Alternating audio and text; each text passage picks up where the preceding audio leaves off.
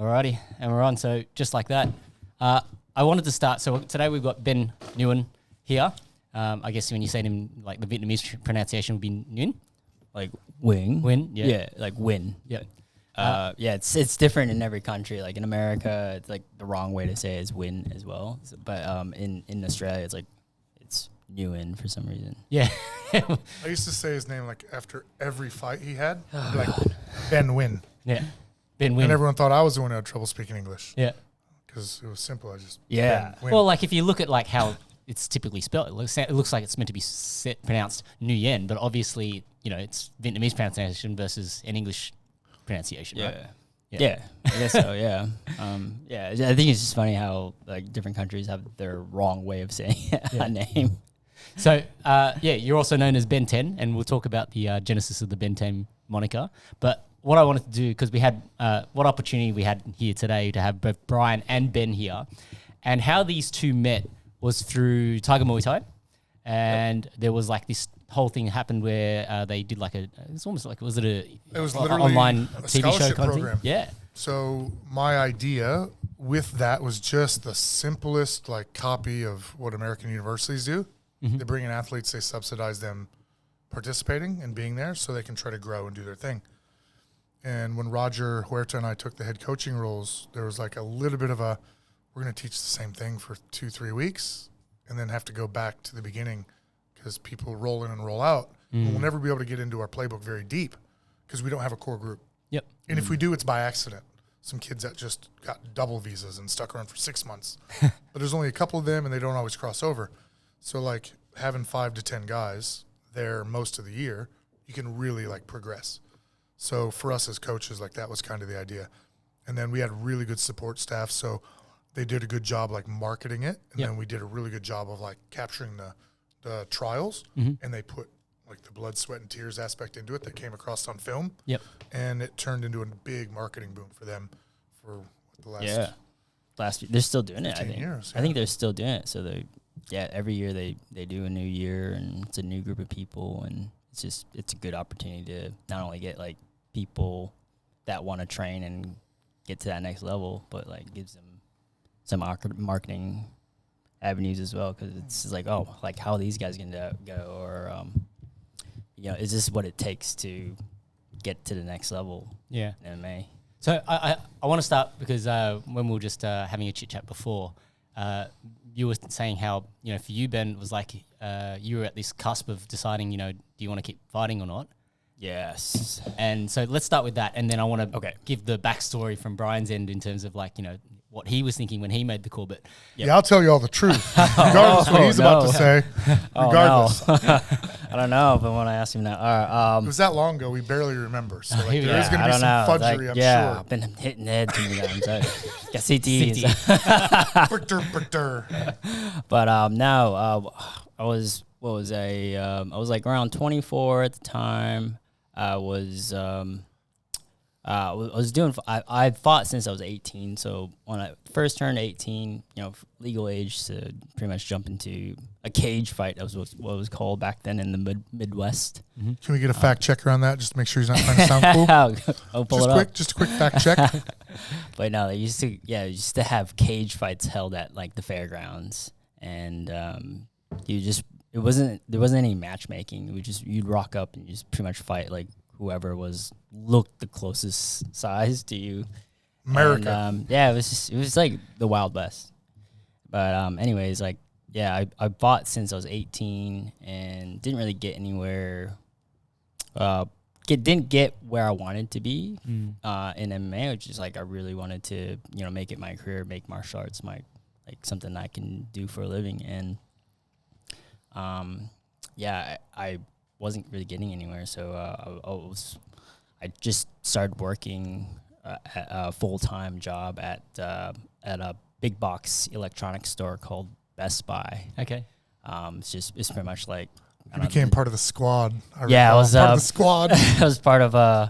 I was part of like the computer side. So come on, say it, Ben. Yeah, it was called the Geek Squad. All right. Yeah! Jeez. All right. No, that was cool. That was awesome. We had to drag that out of him. See what I mean about the fudgery? He was going to tell the story how he wanted. Fact check. Fact check. All right, this is your story, right? No, go on. all right. You had to apply for this whole thing. Anyways, yeah, I wasn't getting where I was working full time, and I was like, oh, I might, just call it for. I might just just work full time, just become like a, average person or whatever. And He saw that $30,000 a year salary and was like, "This is what I need in my life, some stability." And no, I just saw that Tiger Muay Thai was doing a trial. It's actually like my coach at the time, Bruce Hoyer. Shout out to Bruce Hoyer, Next Edge Academy. He told me about. He just came up, hey Ben, like this gym out in Thailand that's doing some tryouts. You should try out for it. Like you just mentioned it. I was like, yeah, okay. But did you ask him if it's only because you're Asian? I know I didn't actually. Was Bruce being a little? But he did ask. He did ask like we did have like a black person at the gym, so he asked that person. Kuchlong actually. Yeah, Kuchlong came out the next year. The next year, funny enough. No, he asked the black person. He did the white. He asked the Caucasian person. So I think he was racially good there. Every time he comes up, I struggle to remember his last name, and then I'm like, no, it's the same, just Kuchlong. Yeah, shout out. Yeah. We had I love that kid. He was cool.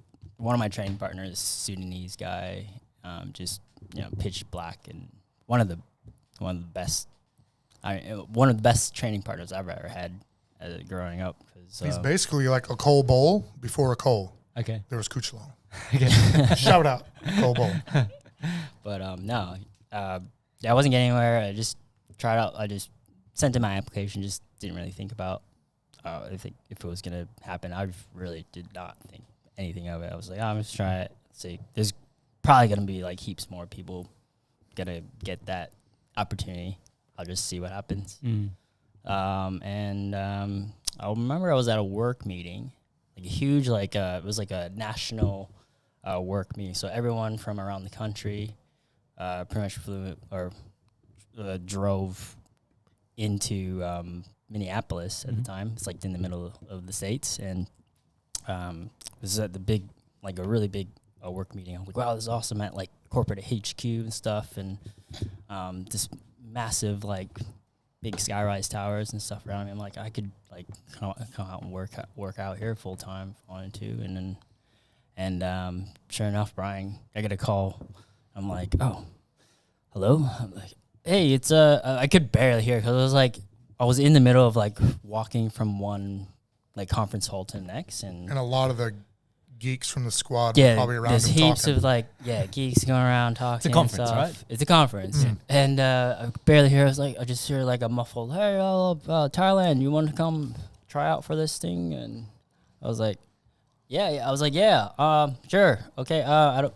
Yeah, and then it was pretty quiet on my end. Quiet, so I knew the drama was on his end because it was 2 a.m. in Thailand. Oh, wow. I didn't even think about that. Because I had to wait until I knew he'd be awake. Okay. And do a 9 to 5 phone call. Yeah. So yeah, I remember being on my porch. Wow. Across from Tiger, and then just hanging out, trying not to wake up the neighbors, talking to this guy. Yeah. Crazy. But we had a bunch of students. We had 400 people on camp at all time. Yeah. Wow. Right, and then you come back to the enunciations and stuff, and I just wanted a new one. Yep. You didn't have one. So I was happy to wake up real early. Was that set an alarm and call him? Yeah. That was the new Yeah, one. he was the new one. I was the new one. I was waiting for that joke to come out to get back. I just didn't know when he was going to show up. Anyways, during my application, Brian calls me, and I was like, "Yes, yep, sure, okay." I didn't really He put hear me what off. saying. He flubbed me off, really. Yep. And then going to my next conference, class, it was a classroom situation. So they're just talking about I don't know, it was a module on something. And I could not, I remember sitting in that class, I did not even hear a single word that person was saying or anything. I was just, all I was thinking was Thai, Sam, Teep, balance. I could go fly across the world and train martial arts. I was like, oh my gosh. I was just I just couldn't, I was wired. I could not sit still. I could not focus on anything but that. And I just remember in that time period, I was like, oh man, should I do this or not? And I was still, because it was a pretty big it was a pretty big jump for me because I was working full time, and I was like, I was really liking the job that I was doing, and I just like in my head, and then I just thought to myself, like, what if I didn't do it? And I remembered back on that day, if making that decision, and what happened if I didn't take it, and then like nothing happened, right? But if I did take it, like, what if, like, What could happen? What could have happened? Yeah. And I was like, oh man, I might as well just see what happens, because I would hate to like not leave that one stone, you know, unturned. I've turned over all hundreds of these other stones, but like that one stone, I just forgot to. I didn't really like, but that was the one I needed to turn over, because like that pretty much got me out to Thailand, and I was able from there on. I got the try. I was able to make it through the tryouts, and fortunately got a spot on the team, and yeah, it changed my life. It brought me over to Thailand and training, and got me to the next level. It just opened lots of doors for me, right? I got lots of exposure to, UFC fighters, Roger Huerta, Brian Ebersole. He's talking about all the fun stuff. He's not even talking about all the stressful stuff. Yeah, lots of... Can I just say the stressful part? Sweat. I'm steaming thinking about it, what this kid did to me. He's like, tryout, application, here it is. Yeah. And then I'm like, all right. Application, yeah. All right. I was like, man, like, how am I going to pay for I'm going to call this guy at 2 a.m. and have a chat to him through all the logistics. And then he's like, yeah, I'll be there, yeah. And then, like, he basically did a Josh Hawazan, who did this to me this week, and said he'd be at the seminar today. Yeah. But in his eyes, when we were chatting after our workout, I knew he was, like, Not sure. tinkering about other commitments, and he wouldn't be here today. So then yesterday he's like, I'm sorry, I won't be at the Ben seminar. I'm like, I already know. He's like, how? I told you I'd be there. I'm like, but you told me you'd be there to be nice. It's called lip service. You weren't going to be here, and I knew it, and it's okay, and carry on with your week. Same with him. Yeah, When he gave you lip service. Yeah, he's at think this conference like, yeah. I'm like, he's not showing up. You didn't think he was going to come. So then we get an email. Ben wrote me a sob story. I'm sure there's truth in it, but it was a sob story at the time to me. Like, I was like, I'm poor. I can't, and I'm this, and I'm that. And I had to write him back like, we can write you letters of recommendation for sponsors. We can do a few things, but we don't have the capabilities to like fund anyone's travel for the tryout. Here's, the story after the tryout, and if that works for you. Like, most people shouldn't have bought a flight back, even the guys that didn't make the team. It's like half off food. We'll give you a place to stay for like a month. Like, just Keep training. And most of them did. Yeah. So They know that, though? No, you can't tell them that. It's their life decision. Like, you don't build like a door you have to pass through and then go, even when you try to pass through it, we're going to kind of pull you in a little bit anyway, right? Because we did want a core group. So some of the guys that were able to just went, whether I make the team or not, I'm already there. I'm staying for at least a month to train and have my don't show up for a weekend and then go home and then get it and then have to fly back. Yeah, you might as well just spend all this money. Yeah. And now you're broke. Like, that was the money that would have sustained you, the second flight. Yeah. Right? So it was up to them to be clever enough to do that. And that's why I called people instead of writing and being dry, is to do this part, the logistics, the real logistics, because I had to build my career doing that. So what you're saying... Sob story. And then I had to like convince him like da-da-da-da-da and be diplomatic. And then he wrote me back this email. This is the only one I could find. Oh, what? You got the We're going deep with the fact checking here. Oh my goodness, he is. While Brian pulls that job. That would be awesome. Another question: would it be more affordable if I flew into Bangkok and then took a train to Phuket?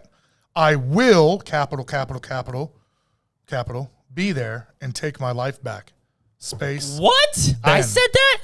Get out of here. Take my life back. Yeah. So he had some stuff going on. So obviously I knew when he said I'll make it, like there was some motivation and some thing. And he was a 7-5 pro who I watched like go to Singapore and fight like a Fairtex dude. That was like 300 fights in, knowing he wasn't like a high school wrestler. So even at the outset, like all worried about it. And then by the end, I'm like, he killed this guy. He just needs some finishing touches because he had him down for like 9 minutes. And then his leg fell off in round 3. And so then the ref stopped it. Yeah, because that's what happens when you take leg kicks. And you don't check them. And you don't check them. So that's why I wanted a new one. Yeah. Yeah. Here we go again. Here we go again. Now, Yeah. okay, well, I got to ask Holy this, right? shit. Because, you know, you're 24 years of age and it's like you're feeling like the fighting's going nowhere. Yeah. And then you get this opportunity. And then, like, how did you scrape the money together? Did you ask your parents? Was it, you know, you just used whatever savings you had? I just pulled together like all my savings, and I had like some vehicles. I had my car and my motorcycle, and I sold those to get me. And people did help chip in some money to get me across as well. So that really helped out. And what did your parents say about it? Oh, my parents were like, "What the heck are you doing, man? Like, hey, like you're going to Thailand? Because they're Vietnamese, right? First generation Vietnamese, and go over to like Thailand or Vietnam. It's like going backwards. Yeah, it's like, why are you going back there? Like, it's dangerous out there. Like, you know, Asian parents are like, yeah, it's dangerous. I was hoping that would be the case. I like the thrill of the hunt. Yeah, well, I mean, it was dangerous in that sense. There's like a lot of killers out there. Lots of Thai trainers, and you know, it was international gym, so to get people from all over the world, like Brazil, Russia, America, everywhere. So it was like you at Tiger, there was just people from all walks of the earth that come in and show off their style. Like you see, like the Russians come in and wrestle, and they're like they've just got like that finesse that you don't really see with American wrestling. It's just like just rush in your face and, you know, hit double legs until you get one. Yep. But being my parents were just like, they're just like, what are you doing, Ben? Like that's pretty dangerous. Like, I just told them I'm just gonna go for a month. I didn't tell them that it was gonna be like a tryout for. I don't think I remembered. I think I just told my mom that I was gonna be there for a month just for a training camp, and then. Did you write him back and say they want to adopt me? Can I stay? Like the coach said he would adopt me. Yeah. Reverse adoption. Under certain terms. You sign away your parental rights, Mom? I need at least one legal guardian here. No, my mom was she's only expecting me to be gone for a month, and I remember when I did get the scholarship, I was there for like a year or so, and then she was like, Ben, you were supposed to be gone for a month, and you've been gone for like 3 years now. It was like I didn't come home since that day I left home. It was like November 2012. I didn't get back to Sioux Falls, South Dakota, like 2015, like after I got into the UFC. And that was just to get all your stuff because, like, you're about to go get married or something. Yeah, well, that you, like, basically went home to say goodbye again. Well, Me no, too. It's just like, I did it once. I just finally was able to, you know, scrape money back together because I was, you know, on that UFC wage at the time. 10-10. Yeah, that first year fighting for bot that first year wasn't going to get you home. No, fight for That's why you have to fight so much in your early career. You're trying to make bank. Yeah. Lots of volume, and so I was able to. I didn't get back home till like 3 years later. And my mom was like, "What? It's like you're supposed to be gone for a month, and you left for like 3 years. You're a bad son." Yeah, pretty much. I'm gonna go FaceTime my kids and family, and then he's probably gonna tell you all about like we're gonna meeting Brian. like special missuses. Yeah, we're gonna wind it back. We're gonna wind it back. Deciding where to live. I'm gonna make a little smooth exit All here. right, thanks, Brian. I just want to get that story. That was really cool to sort of get both ends of it, right? Yeah. So, Jesus. okay, so let's now wind it all the way back, right? So you grew up in Sioux Falls, South Dakota, and if I guess you know, like there'd be quite a few Aussies that wouldn't really know, and even myself, I don't really know what that part of the world is like, right? So I guess for you growing up, like, what was it like? Was it a predominantly a white area? Was it fairly mixed? Was there many Asians? Like what? No, it was mainly Caucasian. It was out in the middle of nowhere. So basically, I try to explain to Aussies like it's like Alice Springs, but in America. So it's like right in the middle, super remote, and there's not a lot of people, not a lot going on there. Fair enough. And so for you, like, what would be some of your earliest memories? You know, growing up with your family and things like that. Growing up, so earliest memories, I just remember like playing. I would go outside of the heaps. I would go out in the snow. Growing up growing up in a mainly Caucasian place, I didn't really realize I was like Asian. Like I didn't kind of put that together until like I got older. I just thought I was just like everyone else, like everyone else, and then so I didn't really make that distinction. It was like Asian, not Asian. Just thought like everyone was the same, and just growing up in mainly Caucasian place. I guess there wasn't. I don't know. There wasn't many Asians to. There wasn't any Asians to kind of relate with, especially in like elementary school, primary school, until like high school. I met like some more Vietnamese people, and they became my friends and stuff like that. But like, I just went into like a traditional like high school, and with the lockers and like people like the jocks wearing their leather shirts with their jackets and cheerleaders and stuff. And did your parents speak Vietnamese to you at home? Yes. So they would speak like half like Vietnamese and English. So it was kind of a mix, but I didn't really get to see my parents all that much because they were always working. So I just remember my dad was working night shifts at a meat plant, and my mom was working at she was working at like electronics factory, and then she would work at like a Chinese restaurant.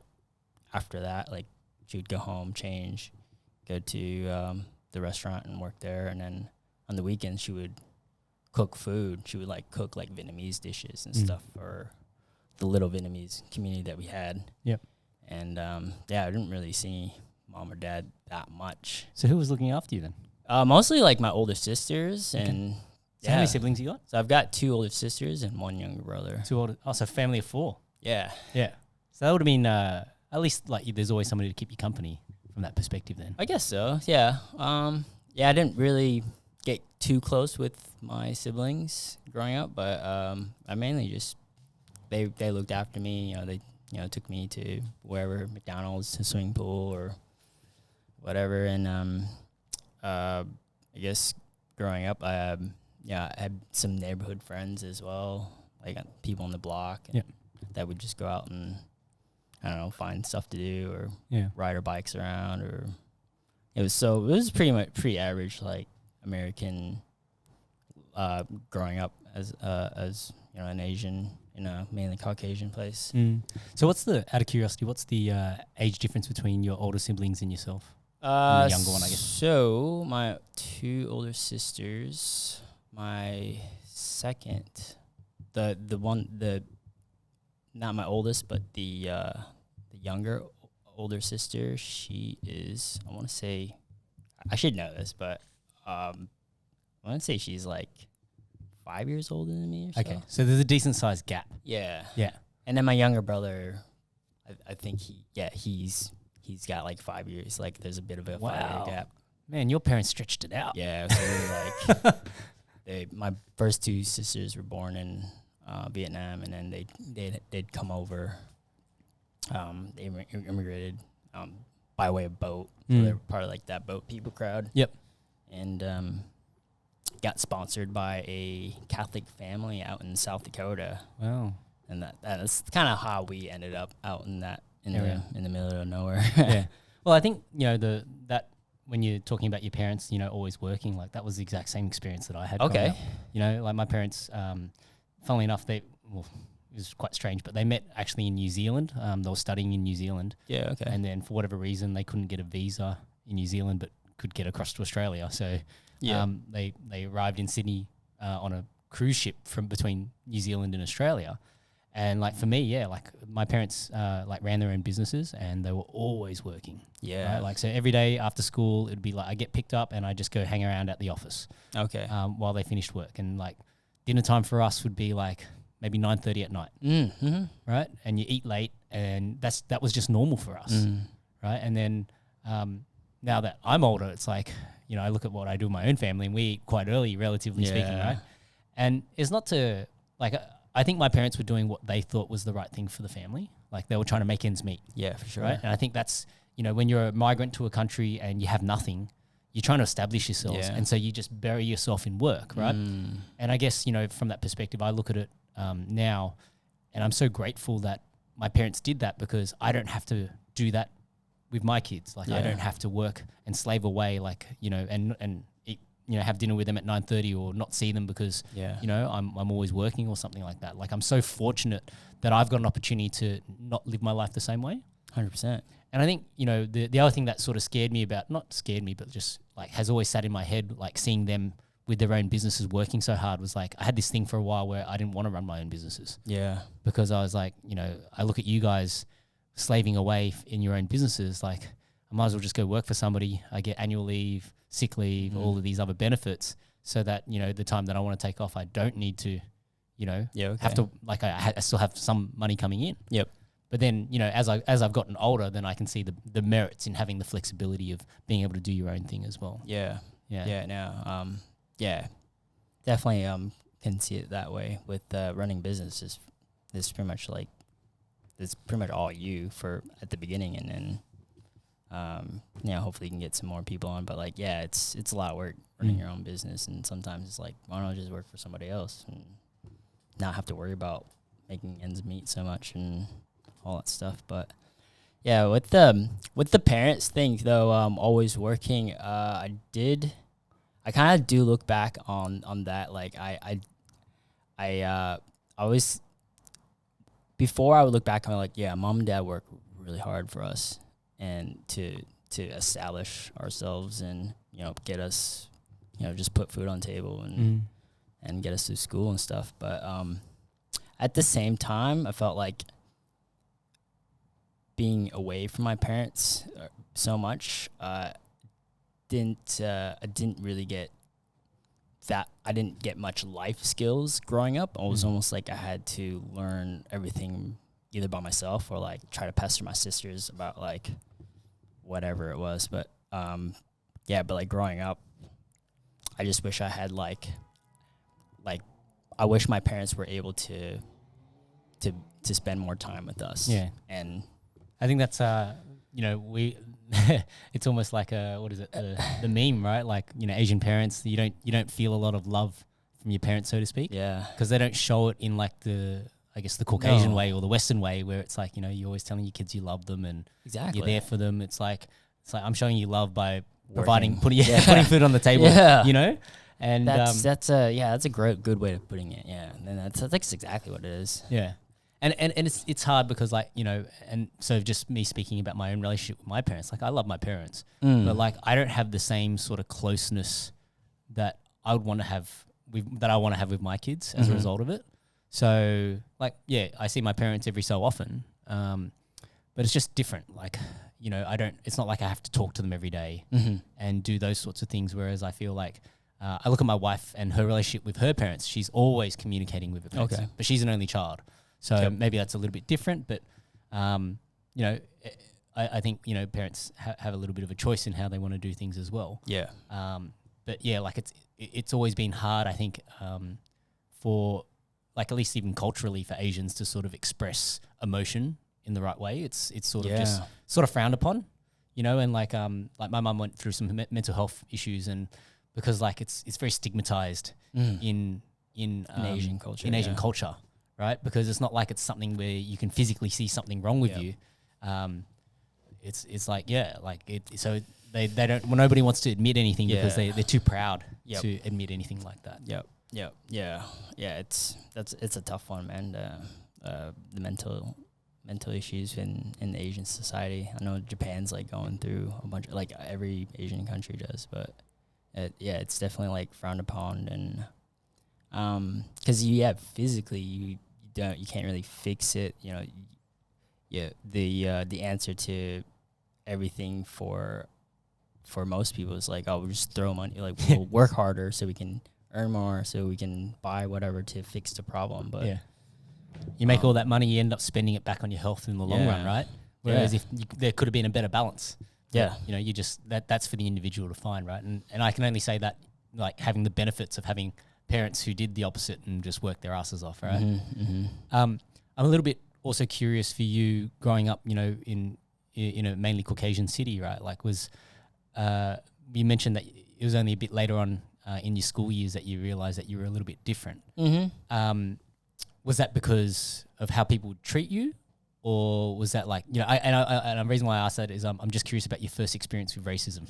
Okay. Yeah. Yeah. So yeah, with racism, man, like I didn't know it was racism at the time even. Like I remember one time in middle school, like bunch of like these two older girls would like come up to me like every lunchtime like period, come up to my table and just harass me or say stuff like, "Oh, we're gonna bomb like Hiroshima again" or something. Like, dude, not like, even bro, Japanese, I'm bro. not Japanese, but like I didn't even know what that was like really at that time, and I didn't know it was like flat out racism until growing up, and I guess growing up, I was kind of moving into my own identity a little bit more, and I was like, oh man, I'm hanging out with more Asians, and I'm finding out like, oh, this is like kind of my way of connecting back to my roots, kind of like to hang out with like people with common interests and stuff, and just the commonality, of living in an Asian household. You know, you can kind of relate with other Asian kids about like what's going on in the house. You know, oh, mom hit me with the fly swatter the other day or something. It's like, oh yeah, mama hit me with the flip flops and stuff. No big deal. But yeah, you can relate a little bit better when you're just around people that kind of grew up in the same sort of I guess household. Yeah. And there wasn't very many of us, so we, definitely like try to congregate and stuff, and hang out a little bit more. And yeah, that kind of became like my way of connecting back to being Asian, because the whole time, like before high school, it was mainly, I don't know, I just didn't think much of like being Asian. I was just thought everyone was the same, and I didn't really think of like racism. Racism really wasn't that big of a deal where I lived, but like it did occur sometimes. Yeah, yeah. Like the first time I experienced it was like, I think I would have been in like year one, so I'd been like a 6 or 7 year old kid, right? Jesus. And I had like this other, I've told this story before, but like I had this other kid calling me a Ching Chong Chinaman or something. Oh, but I've gotten that one before. But it was in the bathrooms, right? And I was at the time I was peeing in the trough. Yeah. And he's like started like mouthing off to me, so I pushed him and he landed in the trough. Oh. And he burst into tears. Oh, grumbled. Yeah, well, like, and that was sort of the end of that, right? Yeah, wow. But I never really, I wouldn't say I thought about it previous to that. Okay. I never really thought I was anything different. I had heaps of like Caucasian friends, white friends. Like, Yeah. I grew up in a predominantly white area as well. Okay. And it was only until, I got to high school where like the school was sort of in the inverse, because I went to what we call a selective school, which you have to do a test to get in. Okay. And so there was a lot more Asians in the school, and of course. typical, right? Typical. Out of curiosity, what would your teachers sort of say about you? About me? Yeah, like what were your report cards like?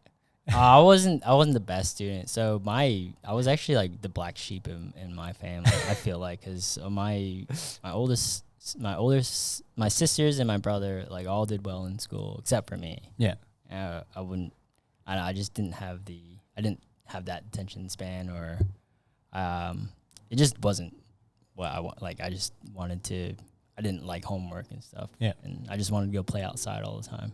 Out of curiosity, like, do you know what their occupations are now? Is it like doctor, engineer, lawyer, or something? Oh, my sister and my brother. Yeah. My sister's like a doctor, and my brother is he's got his doctorate in something in psychology or something. Sounds like ultra smart MMA fighter. Pretty much, yeah. Pretty freaking much. Yeah, I really went the other direction with that, and man, I'm glad I did, because this is like living this lifestyle where I get to wake up and my job is to do what I love. It's awesome, and I guess I always look back at the times working in retail and stuff, and like, man, how much I hated it, and or if I did go into a job, I guess like if I did go into like a more professional job, it would have to be something. So I did go to uni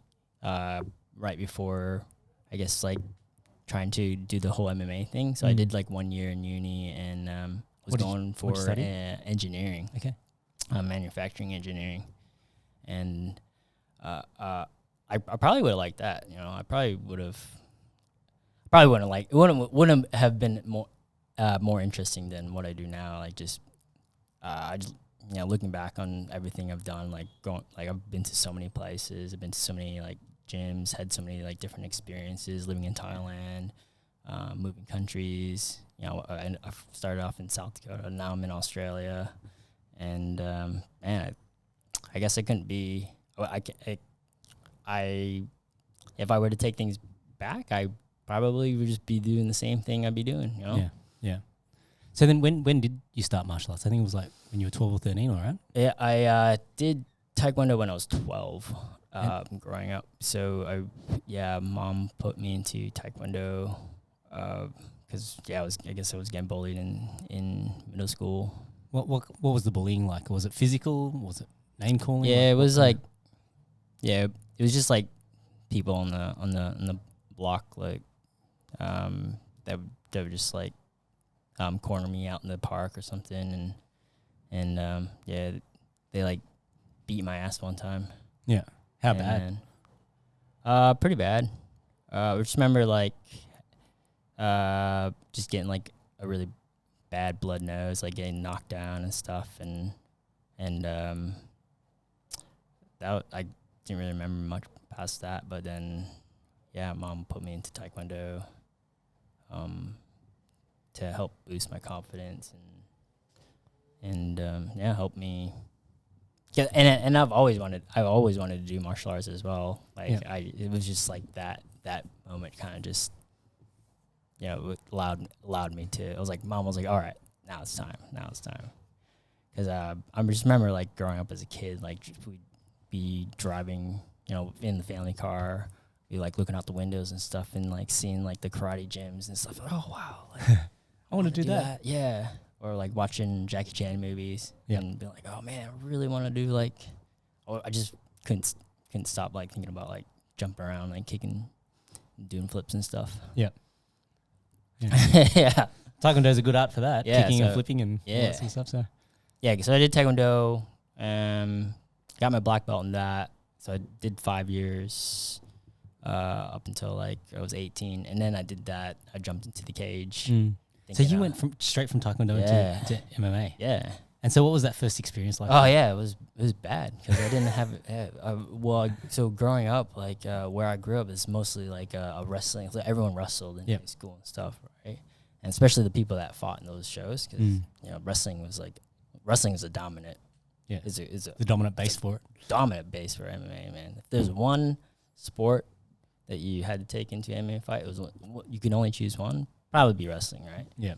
But yeah, like the rest, I fought a wrestler guy, took me down, took my back, shook me out.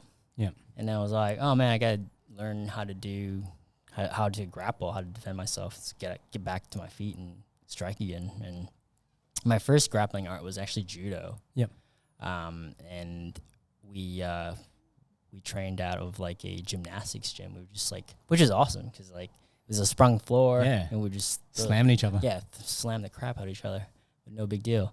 And but my first art was judo, and just I remember like learning my very first technique in it, or ground technique from it. It was like learning how to escape mount. I was like, oh man, this is how you escape mount. Like this is exactly what happened in my fight. Like I got mounted, turned my back, and got choked out. Like, if I do this, get on my side, push knees down, hip escape, I'll be sweet. And magic. Then, magic. And then.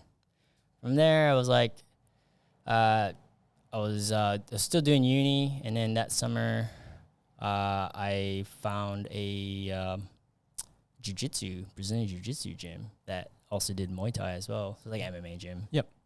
And so I started doing Brazilian jiu-jitsu and Muay Thai, and that really just exposed me to like the arts for more for MMA.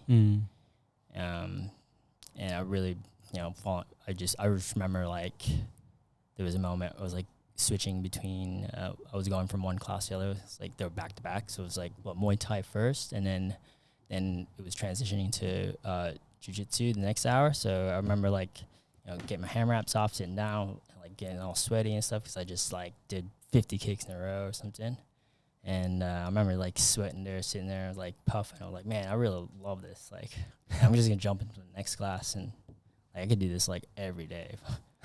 And from that moment on, I was like, I'm gonna try to, do MMA for a job. I'm just gonna see what happens, and just kept on training and did some fights and stuff, and got the call out to do the tryouts for Tiger Muay Thai, and kind of that kicked everything off for my professional career. Did you ever have to, like, I guess when you did your first fight, did you tell your parents, or you just sort of hit it? No, I didn't tell my parents. No, that's the way. No, I know those feels. Oh man, yeah, I remember like, I couldn't even hide it too, because it's like, black eyes stuff. So I did the stupid thing, like put on a hat, with glasses on. I was like, take this shit off. What the fuck you doing? I know exactly that feeling. That's the exact same shit that happened to me. It's like, what did you do? And I was like, oh yeah, I had a fight. And it's like, what? Yeah. You're fighting? I'm not born you to fight. Yeah, fuck. It's almost like a mirror of what was happening. Would have been happening over where you were in Sioux Falls, and it was happening for me in Australia. Wow, it's crazy. So I wasn't the only one. No, yeah, definitely not. Yeah, wow. It's like you're like my spirit brother, going through the same shit. Yeah. Except I had the opposite experience. Like, I won my first fight. Oh yeah. And I always say that it actually set my development back, 5 years, because I was similar to you. I came from a traditional martial arts background. Okay. Did karate when I was 5, and then did kung fu after that, and then so I did pancration, where it was like no hits to the head, but like strikes to the body, kicks, everything, and then takedowns and obviously submissions, right? And like the striking was fine. Like I was doing really well in the striking, and then this guy thought, oh, I can't strike. This guy's going to come and take me down. Yep. And then I've like grabbed him and managed to like toss him over with like a hip throw. Like really, like I didn't know any technique back then. It was just sort of like muscled him and then got him in a bulldog choke, and then he tapped. Yeah, nice. And as a result of that, like I say, that actually set my development back 5 years. Because like every time I lost subsequently, it was like, oh no, I can win. I don't need to change anything. I can win, right? Like I just got unlucky. Yep. Right? Yep. Rather than taking accountability for it and being like, okay, I need to learn, right? And I feel like if I had the opposite experience like you did, losing the first one, and it's like, okay, shit, I need to learn some things, right? So there's always positives and negatives to both sides of the coin, right? Yeah, for sure. So, and you look at where your career went after that, right? Like you got all these amazing opportunities, and like one of the things we were talking about before was I asked you, when it came to that Lawrence Kenshin video, like did they reach out to you or anything? And then no, it was just like Lawrence Kenshin putting that together, right? Like striking breakdowns, like awesome. anyone that was into studying martial arts is like, Lawrence Kenshin, that's he's the bomb, man. Yeah, to be featured on that, right? It was awesome, yeah, because he's done on heaps of good people like Mark Hunt and stuff. Yeah, and everyone in the know. So I guess, and you probably told this story plenty of times about your fight with the jackal. Yes, right? But I'm sort of curious. I love talking about it. Still. Yeah. So I guess when that there's two things that I want to ask you about that, and obviously I do want you to sort of talk about the lead up, because that was the thing that everybody was talking about. Like here's the guy, he's the champion. Yep. He's full of tats and very aggressive, and tries to intimidate you at the weigh-in. Yep. Puts his fists against your face, and you guys are head to head. And I guess I'm just curious about what was going through your mind in the lead up to that fight. Okay, so in that fight, so I didn't really see much of him until weigh-in. So weigh-ins, I had done most of my camp in Thailand, so I actually flew back from Australia to Thailand to Tiger. Did part of my training camp there, like the last month or so, and then we flew back overnight, and then cut weight that morning to get to that weigh-ins at in Brisbane. This was in Brisbane, in Logan actually, and shout out Logan. Yeah, shout out to Logan, Bogan Logan.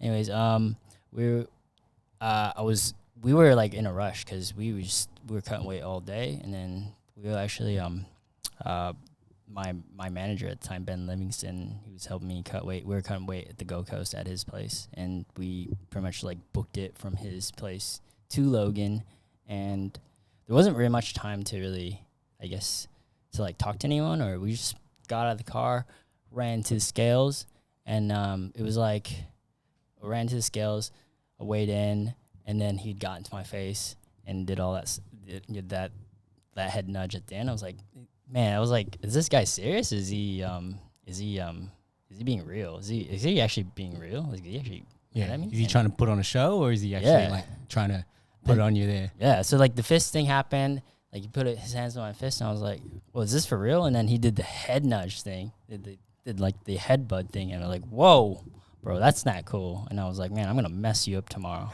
that's all. That's why I was smiling. I was like, man, I'm gonna mess you up tomorrow. It's like that, like the fist thing, whatever. The head nudge thing, bro, don't do that. Yeah, pissed you off. Yeah, that pissed me off. I was like, and for whatever reason, when I get pissed off, I guess I default into like laughing, or like it makes me laugh when people. Has that always been the case? I don't know. I think so. Like I look back on some things where I got really angry. I'm like, man, this like I just turn into like, I'm gonna mess this guy up. Like I'm gonna not angry, but like controlled laugh. aggression. Yeah, controlled. You're like trying to channel it into something. That's it. Yeah. Like controlled aggression. I was like, man, this guy tomorrow, he's gonna get it. And the next day I just I guess leading up to the fight, not much going through my head really. I was just focused. I was in the zone, and I remember my manager Ben Livingston, he's like wrapping my hands and stuff. He just noticed like my hands were just completely dry, like I hadn't been thinking or sweating or stressing at all. Like I went into that fight like pretty focused, cold, calm, and then but I knew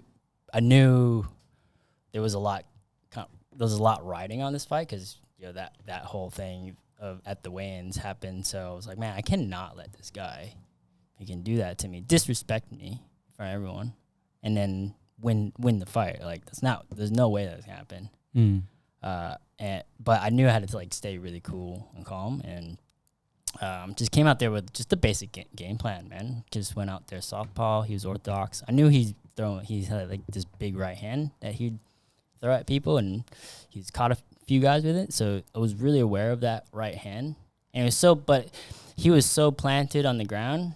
The idea was to go in, like I was doing my training camp at Tiger, so the game plan at the time I was working with Brian, and Brian was like trying to get me to wrestle him. Okay. So like we were just working on heaps of pressure wrestling, but he stood so planted, like did like this. Yeah, like his hands were high, his shoulders were up. Yeah, just like in a deep squat, like a sumo squat almost. And I remember him like staying so close to me. I could see like the detail in his face tats. You're there reading his face tats. I'm like, oh man, I could just reach out and hit this guy. So I just started throwing my left straight, stepping outside, because I was southpaw, stepping outside foot dominant. Yep. Boom, hit him with my left, and I'm hitting him with like left kicks even. Yeah, the left click pretty much like you flicked him in the face, right? Yeah, with the foot. like whoosh, flicked him, put my hands down, like what's up? And then he was like, oh motherfucker. And then he went in left hand, right hook, left hand again. So I went cross hook cross, but I held my cross out there, kind of expecting that right hand to come.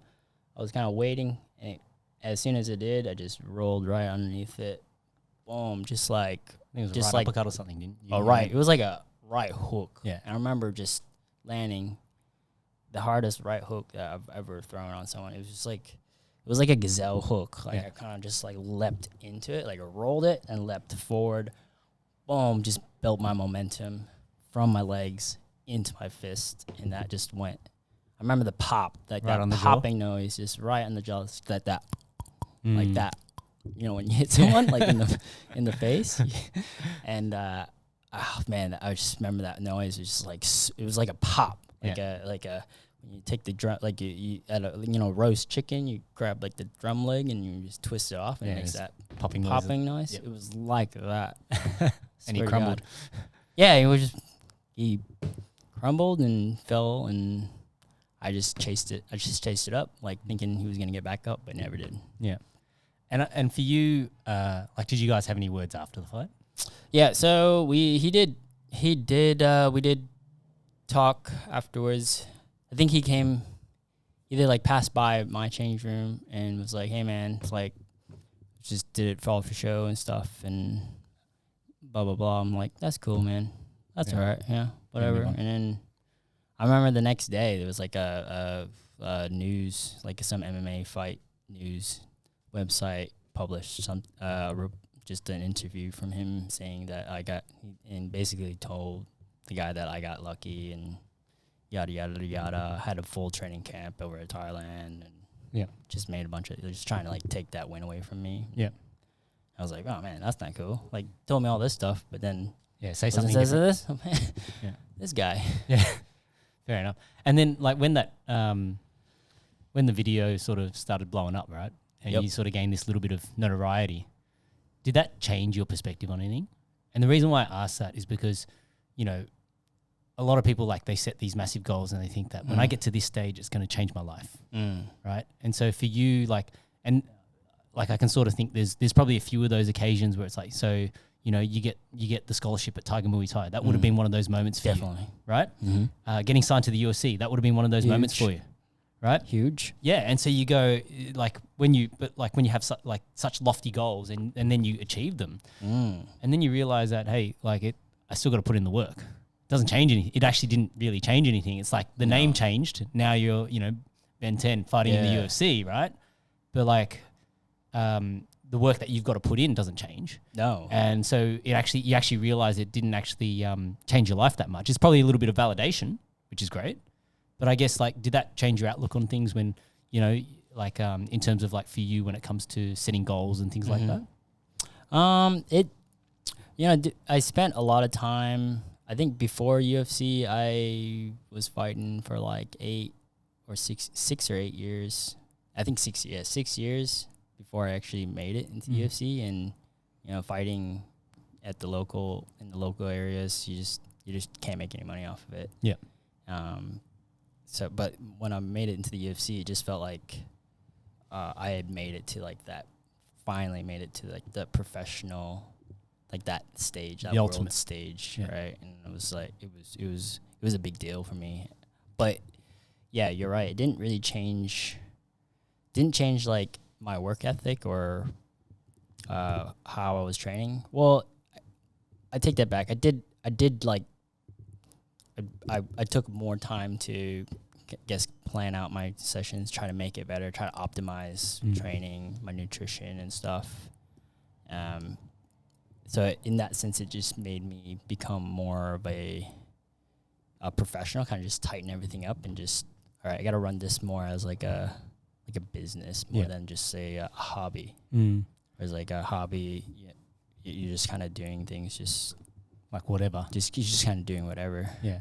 You might have fights here and there, but you never know when you might have to call it quits or get a job or something. Where like when I made it to UFC, it was like, wow, like this is like I could actually make a living off fighting and fight full time, do this full time, just focus on that. Yeah, now it's time to go all in, kind of a thing. Yeah.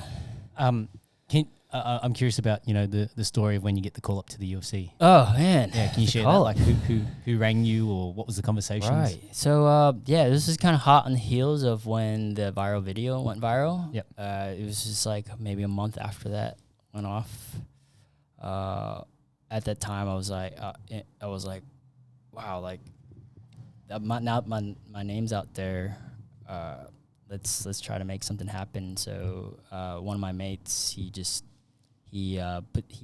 like media. He's a creative, so he does like graphic design and stuff.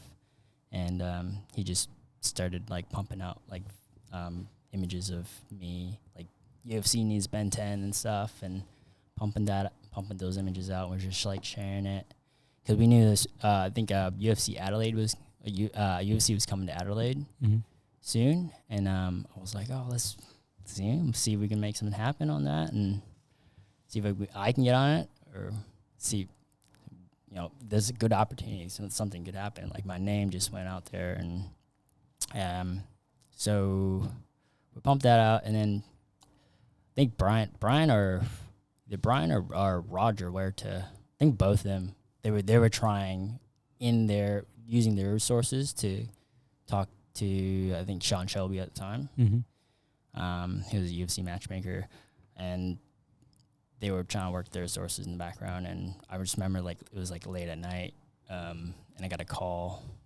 from Roger or Brian. It's like, hey, Ben, they need a replacement at your weight on UFC Adelaide. Like, this is your time, man. And I was like, holy shit. Like, I was just like, yeah, let's go. Let's freaking go. Let's do this. And, man, I don't really remember much of that night. I just remember, like, wow, like, this is it. Like, this is my chance. I freaking finally made it into the UFC. I didn't even think it was going to be possible when I first started, because when I first started, there wasn't the lowest weight classes at the time was lightweight. It was 155, and then they opened up WEC for Bantams. You remember WEC? Yep. They had like the featherweight, bantamweight, and then eventually came flyweight. And I didn't even think that being a UFC fighter was even possible for me at the time. And so getting the call up to fight like on the big show on the UFC was like a huge thing for me. I just remember like, man, freaking, I'm in. Fucking in. You're in. And then 6 years later, yeah. So like, fuck yeah. did you call your parents and be like, hey, mom, dad, I made it to the UFC? Or did that come later where it was I think that came later, because I wasn't really talking to my parents so much, I don't think. And I just think in my head, I was thinking they're not going to even understand really like what is the UFC and stuff. But fortunately enough, one of my family friends found out and then told my parents. And my family friend's like, he's like an older Viet guy, and he kind of grew up. He just knew English a little bit better and kind of knew what the UFC was and how big of a deal it was. So he kind of like was able to translate to my parents, and my parents like picked that up. Wow, that's awesome. Yeah. Yes, and then after my first fight, after that fight, I won that fight by KO. First round, I think. Yeah, first round, 4 minutes 59, 4 minutes 59. So right on the buzzer, and that's when I got the acceptance call from my parents, and that was one of the best feelings in my life, was getting that call and hearing my parents like actually be happy for me. Wow. For what I love to do. Yeah. Martial arts and stuff. So okay, so you finish that fight, you get the KO or TKO in end of round one. Yep. So then what was the time delay before they called you? Like, I'm just curious, were you at the back and that's when they rang you? I was literally walking from the I walked out from the octagon to see the doctors, to get checked over by doctors. And then after that, I was walking to the green room. The green room's where all the fighters hang out after the fight. And they have like a buffet of food. It's like the best thing ever, the best food. And I'm walking back to the green room, and then I get a FaceTime call from my mom, and I pick it up right away. And my mom's like, "Man, we saw you on TV." It's like awesome. Like, we're so proud of you. Wow. Yeah, it was so good. So it really one of the best feelings of my life. Yeah. Getting that call. Yeah, it's man, you got me emotional, brother, because yeah, like it's, like from when you have parents that, they never really like give you any affirmation or like or love, so to speak. Not to say love, they do love you, but they love you in their way, right? Definitely. And like for people that don't know how Ben and I are feeling right now, but it's like this common thing about being Asian, right? Like I don't think people really understand that unless you're from an Asian family, and you work your ass off, and it's like you're never, not to say you're never good enough, but you always feel like you're never good enough, right? And then whatever choice you make, because it's not your parents' choice, it's still going to be the wrong fucking choice. And then if you make the choice that your parents want and you fucking hate your life, then you fucking hate your life. Yeah. Right? So it's a tough thing to have to make that choice of like, okay, do I pursue something that I really love that my parents fucking hate? Yeah. And like, you know, because typically for Asians, they value academics because, and if you look at where our parents have come from, they weren't academic to begin with. Right? Like if they've come over and they've worked like factory jobs or doing jobs like that, their whole point is like, I'm doing these jobs so you can be better than what I am. Right? And their big thing that they pride the most in the world is stability.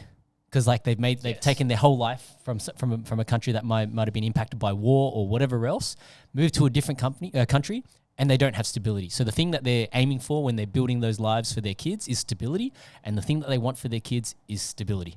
We want you to have a good job and blah, blah, blah. And it's like when you try and make these decisions where you're doing shit that like there is no immediate payoff, then, you know, like you feel like, you know, I'm being dishonored to my family almost, right? Yeah. So like exactly right. For you to have that moment with your parents, like I think, you know, that is obviously something that's going to sit in your heart forever, you know, like it's something that you can be proud of. It's like, wow, like, finally some validation, right? So, you know, when it came to, you know, other fights in your time in the UFC, actually, I want to ask about the moniker Ben10. Where did that come from? So is there a story behind that? Yeah. So, yeah, Ben10. It just came pretty organically because it didn't matter where the person was from. And every new person I meet, they would just call me, like, Ben10. Like, they would get close to me and call me Ben. It just became a thing, and I don't know. I know, like, you're not supposed to choose your fight name and stuff. You're supposed to be like given to you. Like that's kind of like the rule, isn't it? Yeah, well, for some people. I'll tell you the story. So obviously, like a lot of the Sydney events and stuff, when I either commentate or I ring announce, I will always go and ask the corners. You know, do you want to coin a fight name for your fighter? Like, you know, and it's sort of like a little bit of a fun thing, just a kind of like a running joke. And some of the names I get are just like pretty crazy, right? Yeah. But it's like, well, I'll say it. Like, you're gonna own it because if I'm gonna announce it, like I'm gonna make you own it, right? Like so. But it's fun, you know, and some of the names are pretty out there and pretty crazy, but there's some pretty cool ones as well. Yeah. But I just think, it's right. It's one of those things that you know, there are people that might choose their own, but there are other people that, you know, they get theirs given to them. And, you know, the cool thing about, I guess, you know, it's almost like a different persona, right? So Ben10, you know, Ben10 that fights in the octagon is a very different person to Ben Nguyen, who's just, you know, you and I having this conversation, right? And I think, you know, for you, like, and I'm curious about this, when you think about, you know, what you channel when you go into the cage, you know, you can't be like that in everyday life, right? No. Right? It's a very separate part of you, but it's still a part of you, but you're channeling very specific emotions and very specific traits that you need to have to perform at the highest level, right? Exactly, yeah. You have to channel it, and you got to filter out all the noise. It's all the negative self-talk, all the demons, and you're almost fighting against yourself rather than fighting against someone else. Because you're in your head doubting yourself the entire time. And like, man, can I really do this? Like, man, this guy looks really strong, or man, am I gonna be all right? I'm gonna win? And there's so many thoughts that can come in your head. You just have to, I guess, train yourself to realize that those thoughts are normal, but we don't need them right now. Like, they are normal. Like, you're always gonna get bad self-talk. Yeah, the doubts and stuff. Everyone does. Yeah. It's just channeling it in different ways rather than just running away from it all the time. So did you ever have anybody that advised you on how to approach those things, or was that something that you worked out yourself, or did you read books on it or watch videos? Like, what? Yeah, I did some mental training with a guy named Jeff Jordan. He ran a company called Fight Brain, and he would help coached people like he's coached people like Dustin Poirier with their mental training. So he's a hypnotist as well. So he does like a bit of hypnosis training.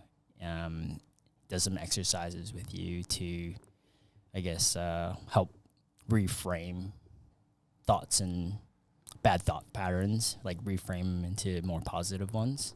And I think it made a huge difference for me when just started learning about, I guess, like how my mind thinks and how it operates, and what ways I can do to kind of help control those feelings, or not even control those feelings, just let those feelings kind of wash over you instead of like taking them on all the time. Yeah.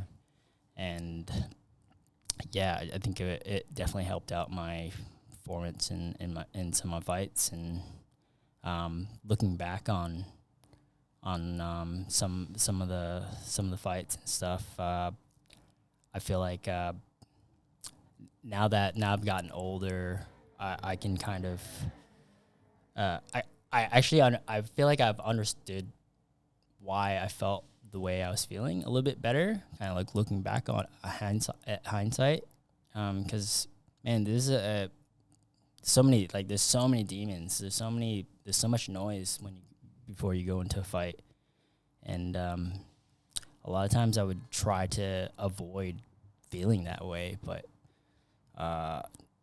sometimes you just gotta like feel them. Yeah. Because when you feel them, and you feel them, and then what happens? Nothing bad happens. Yeah. You just feel them, and then it kind of just goes away. You learn that they can't hurt you. Yeah. Well, that too. Yeah.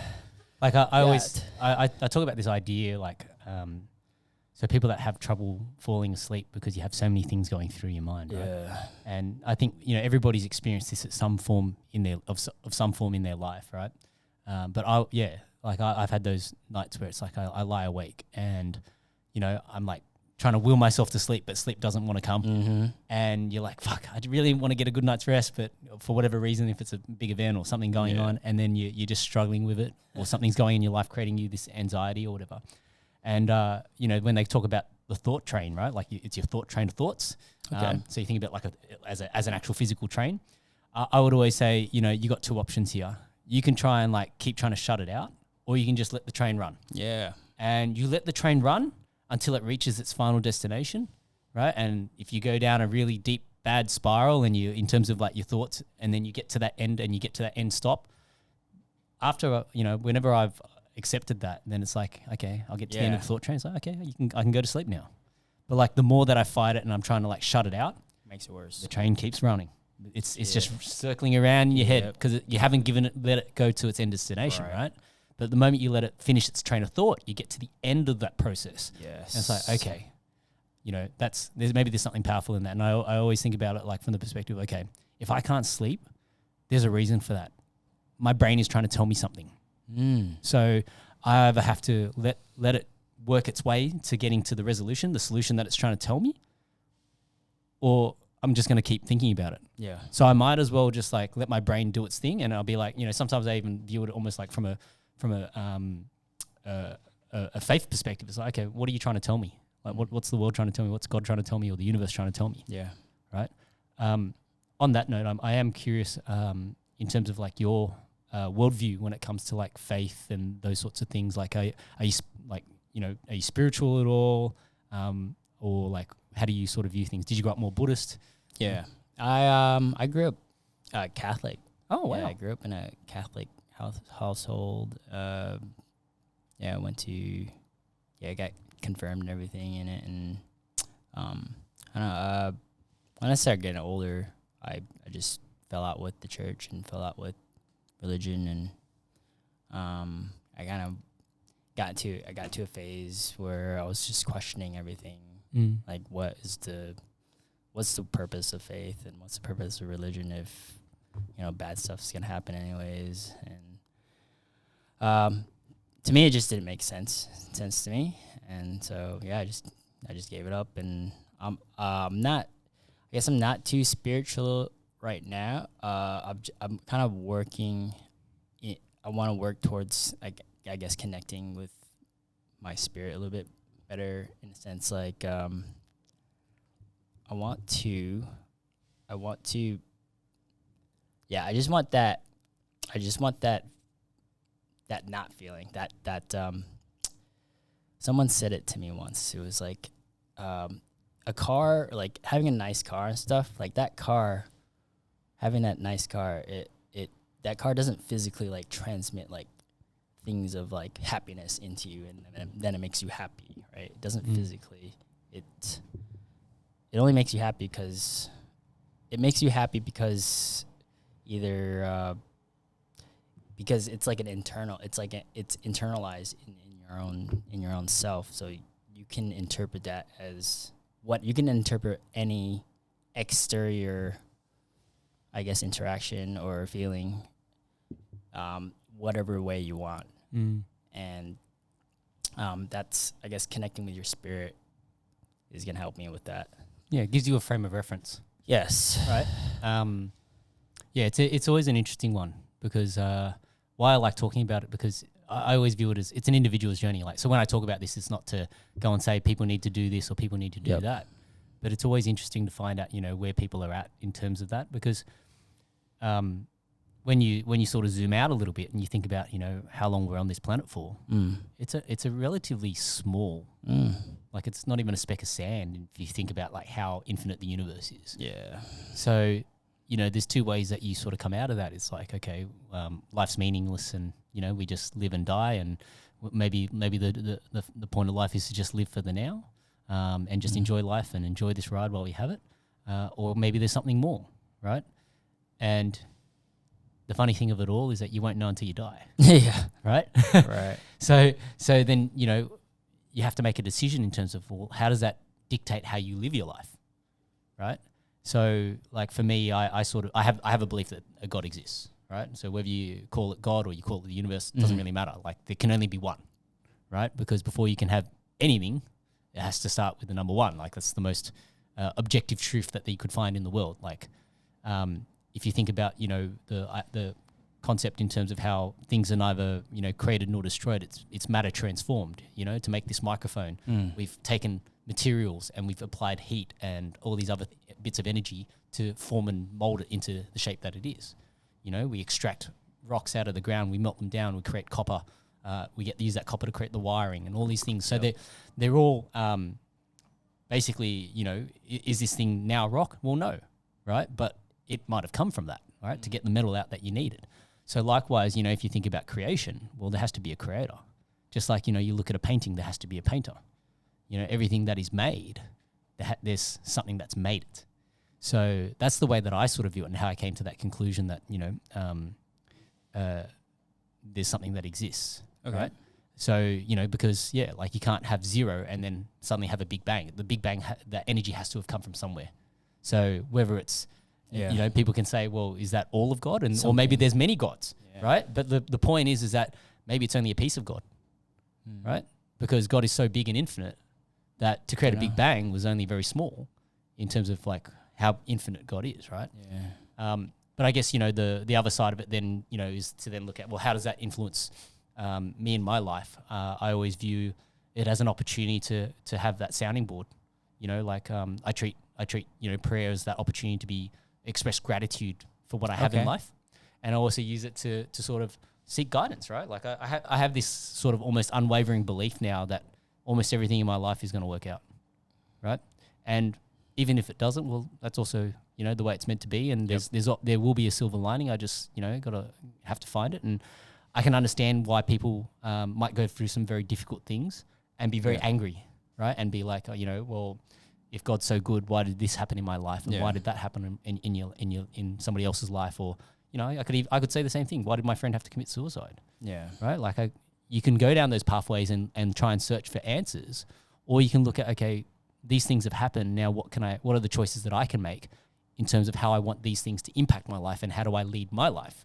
Right? Because everybody, I always say it's an individual's journey. Everybody has to find their own pathway and make their way through. The beautiful thing about the human experience is that we can share that with other people though, you know, like we sort of established very quickly that, you know, we were like, although now you're in Australia, but like you grew up in a totally opposite part of the world, having a very similar sort of experience to what I was having, you know, and there's plenty of things that would be extremely different, but there's things that we resonate on the same level in terms of like, you know, the energy about certain topics, right? And, you know, I think anything, when you look at like how perfect some of these things have to be for us to experience life, like it has to be by design. You know, you can't just go and say, oh, well, it's just a bunch of like random rocks that have collided and, you know, it's just fortunate that But what if it was? But what if it was? It could have been. What if this is a simulation? What if we're living in a simulation? We could absolutely be, right? We might have gotten past that level, right? Yeah. But that's why it's like, well, even if it is a simulation, how does that impact dictate how you live your life? Right? Does that mean that, you know, you treat it like GTA and you go out and you king hit people and steal their money and try and live a life of crime? Like that's a choice. Yeah. Right? Yeah. On the flip side, you know, if you use it to then go and decide, okay, I want to live the best possible life that I could live. Yep. Right? And that's why I love that whole idea of like infinity, right? Is because if you think about how many possibilities there could be possibilities where, you know, you and I were in the opposite positions, you know, but we could be having the exact same conversation, but we're just in the opposite positions, or, you know. But I like to view it from this iterative perspective of like, okay, what is the best possible outcome I could live? Because there is a version of that life in the idea of infinity where I'm doing that. So I want to try and live my life to the full. So I want to try and make those decisions that allow me to live my life to the full. What is the best possible outcomes? And yeah, of course, don't get me wrong, I think about the bad things all the time. You know, I have horrible thoughts about like, you know, if one of my children were to have like something bad happen to them, and I go deep into those dark rabbit holes just to feel those emotions. Like probably like, you know, people say you shouldn't think about those sorts of things, but it's like, no, thinking about it makes me grateful that that isn't the circumstance. Right? That's a good way to look at it. Yeah. Because your mind's going to go to dark places all the time. Yeah. Yeah. Yeah, I guess, that's a really good way to think about I think about bad shit all the time. I'm sure everyone does, but that's a good way to think about it.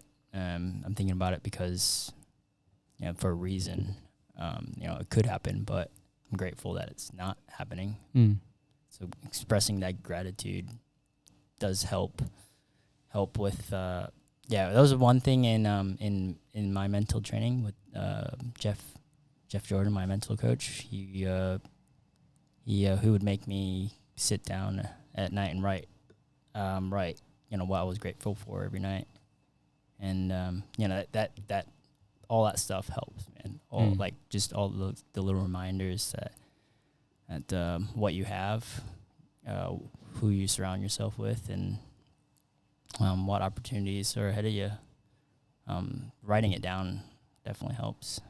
It gives you an opportunity to also recognize more things to be grateful for. Yes. Right? Yeah. So I guess, you know, how I came to the perspective that I have in terms of like why I, how I pray or why I pray, you know, I sort of, if you think about, you know, the idea that God's meant to be like your father, right? Because that's how most religions would sort of dictate it, right?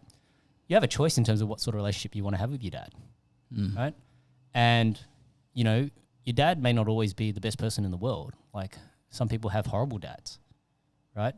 But you have a choice in terms of how you want, what sort of relationship you want to have, or if you don't want to have a relationship at all. You know, so there are plenty of people that don't have a relationship with God, and you know, but like in times of despair and hopelessness, like the most common thing that people turn to is prayer. Yeah. Okay. Right. And so then I thought about that, and I go, okay, if I was me as a dad, like if let's say my kids didn't come and see me for 30 years or something like that, and then suddenly they came out of the woodwork and say, hey, Dad, I'm going through a really tough time and I need X, Y, and Z, you'd almost feel a bit like, oh, well, thanks for calling the last 30 years, right? And so I thought about it from that perspective, and I go, okay, so if that's the case, well, I don't want to just talk to God when I need something. You know, I'd rather like, you know, try and have a relationship there, so that the times that I really do need something, perhaps, you know, there's a better chance that somebody's listening. Yeah. Okay. Right? Like that's the way that I looked at it. Yeah. Yeah. But it's a very challenging one. I guess I want to sort of cap off on the fight career, and then we can talk a little bit about what you're currently up to. So I guess when it comes to, you know, your time in the UFC, Are there any notable stories that you want to sort of get out there? Stories. Yeah, there'll be plenty, but like I guess if there's any that comes to mind. Okay. Notable stories. There was this one time. No, I can't think of anything. Man, Brian just walked in the room, and I wanted to think of a story, but there's too many of them. I can't remember one single one. But what is a funny story in the UFC? I'm just going blank right now.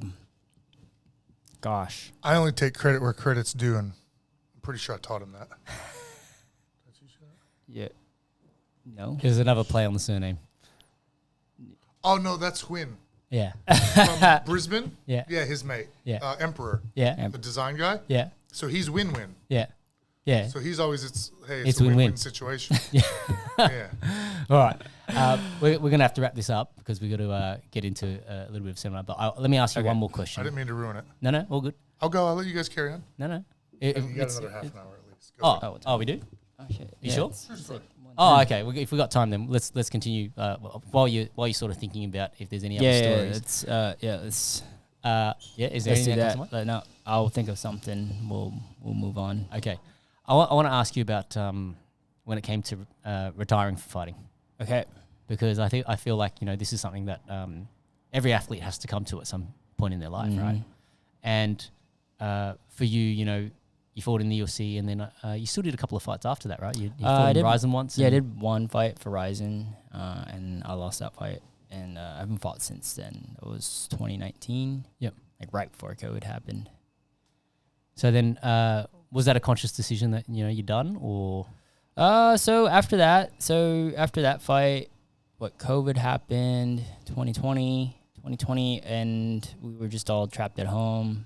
I hate to remind everyone what happened back then, but we were all trapped at home, and I just remember I was like, once this is all finished, I'll fight again.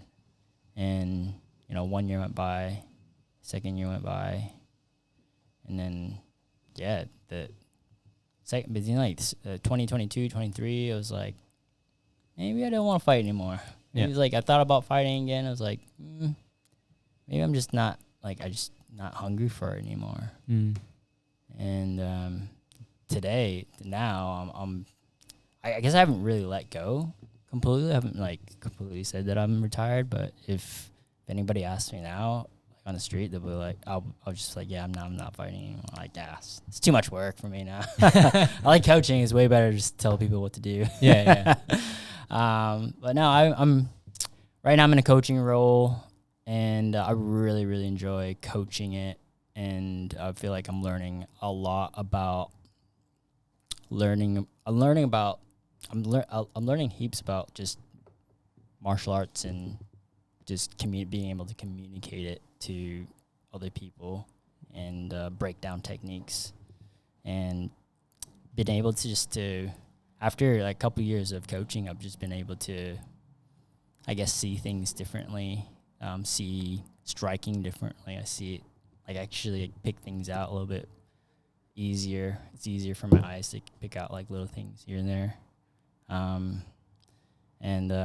It just helped me really break down and kind of give me a little bit more structure on how martial arts really works and how striking works, how jiu-jitsu concepts, and I can only almost see where weight displacement is on somebody now. I can visually see where the weight is set on someone, and if it doesn't look right, I can just my eyes just pick it up right away. It's really cool. But yeah, I'm really been enjoying coaching, and for me it's really fulfilling because I feel like I'm giving people shortcuts to proper techniques, like how to train properly and how to pull off techniques and how to think of concepts. And it's an interesting one. How to articulate concepts is a really interesting one, because I could visit 10 different gyms and have people show the same technique, but the way they explain it is totally different. And one of the things I love is actually I'll always listen to the coaches coaching and pick up on some of the cues And it's like, okay, that's a good one. I'll put that in the mental bank, you know? And then I actually test them out on my kids. So like, you know, I've been like sort of just teaching my kids about the round kick, right? Yeah. And so it's like when you're talking about turning the hip over, like it's a very difficult concept if you were to say it like that for a kid, right? But then like, you know, one of the coaches I was teaching the arts program only a couple of weeks ago, and what they were talking about was like, okay, you know, have your hip and shoulder in alignment, so your same side face of the leg that you're kicking facing your opponent, right? That's one way to turn the hip over. So that's one way to explain it, you know. So every time you throw your round kick, you want the lead hip and shoulder in alignment. So if you're kicking with your right leg, right hip and right shoulder are facing the opponent, right? And then, you know, Ben, so we're at SPG today, but Ben Power was using a different cue. He was saying, if you think about, you know, the line of your hips and you draw it out like an arrow, you want to turn the arrow so that the arrow is facing your opponent. So same thing, but two different ways to explain the same concept, right? So it's kind of cool, you know, when you think about, you know, all the different ways, all the different ideas that people have to explain the same thing. Yes. You know, the outcome's the same, but the way that you articulate it, some people get the first one, some people might get the arrow concept, you know. Some people you might have to explain a bit more of the why, you know, like why do we want the hips open? Yeah. You know, to generate the power, or like, you know, to get the hips open, you need to turn the rear foot. Like those are the little things that, you know, when you're coaching, you're always thinking about, but, you know, some people just don't understand the way that you might explain it the first time, and you need to have like different ways to test and explain it. Yeah. And testing them out is fun, seeing if it works or not, or if people are able to pick it up faster. Yeah. That's kind of what I've been working on. It's just breaking down, pretty much like using as little words as possible to explain the same thing. When you were fighting, did you spend a lot of time studying your opponents, or did you leave that to your coaches? Oh man, I didn't do a lot of studying. No, I didn't, and honestly, like neither did my coaches either. Okay. I would mainly do most of the study, but I remember like not actually like sitting down and really studying or understanding what was happening in their fights, or how to form a strategy off of what I was watching. Now that I've been coaching, now I'm able to see gaps and able to see, I guess, ways people can use their strengths against someone else's style. Yeah, one of the things, so Richie Walsh, he was also fought in the UFC in welterweight. Yep. But he spent a lot of time at the UFC PI in Shanghai, and I really like, we talk about this pyramid, right? And if you think about like when you're a beginner, well, majority of your time, so you think about the pyramid as being time spent, majority of your time is spent on your fundamentals, you know, your basics, all that sort of stuff. And then the tip of the pyramid, if you think about it in terms of like what are you going to spend time on, the tactics is actually a very small piece of the pie. So, you know, if you're early on in your career, your majority of your time should be spent, you know, in fight prep, obviously working on your basics, right? But then when you get later on in your career and you've got a really good grasp of the fundamentals, the pyramid actually flips. So the amount of time that you spend on your fundamentals and basics is actually a lot lower, but the time that you spend on the tactics is actually increased. Because me personally, I love, you know, studying fights and fighters. Yeah. And I like looking at, you know, what are some of their reads and some of their tells and that sort of stuff. Because I find that part to be really interesting. I like breaking down those sorts of things. Yeah. And you see it, especially when fights go the distance. There's always like common battlegrounds that keep appearing. And then, you know, when you watch that fight play out, it's like what the initial layer was at the start. You know, it could have been something as like jab to outside calf kick, right? Becomes a very different layer later on in the fight because the person's now checking the outside calf kick. So it's like it might be a jab feint the calf kick into a cross hook or something like that. Sure. Right. And you know, when you think about like the patterns that you see, you know, we see this in jiu-jitsu, right? Like a lot of the times jiu-jitsu is often taught in techniques and moves. I guess new age now is probably more talking a bit more conceptually around it. But when you watch like these certain things unfold, like you can actually, you know, establish what are the layers going to be and you can predict what the counters are. And that's what I kind of really like.